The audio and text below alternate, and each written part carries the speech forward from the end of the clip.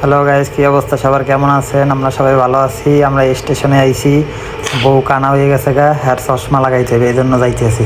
তো নরসিংদীর যে অবস্থা দেখেন, আজকে নরসিংদী পুরো সমুদ্র, মনে হয় আটলান্টিক মহাসাগর। এই যে জেলা প্রশাসক সামনে, এটা কি কইতে পারি না, তো মোর বাড়ি বরিশাল। এই যে মোরা সার্জেন্ট অফিসের সামনে বউ কই দিয়েছে। তো দেখেন অবস্থা।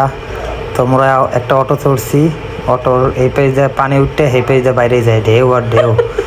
মুন্ডায় চাইতেছে এর ভিতরে নামবে মাছ ধরি, কিন্তু ওই দেখেন মুই আনবে ভয়েস দিয়ে মোর বউ আসে, তুই কি করবো মুখো দিকে একটু ক্যামেরাটা ধরলাম, আপনাকেও দেখাইলাম। তো পানি শেষ হয় না, মনে হয় সমুদ্র শেষ হইতেছে না। তো অবশেষে সমুদ্র পাড়ি দিয়ে আমরা ইয়ে পড়ছি জেলখানার মোড়। এই যে গুটি গুটি পায়ে হাঁটতে হাঁটতে আইসি, রিক্সা পাই নাই।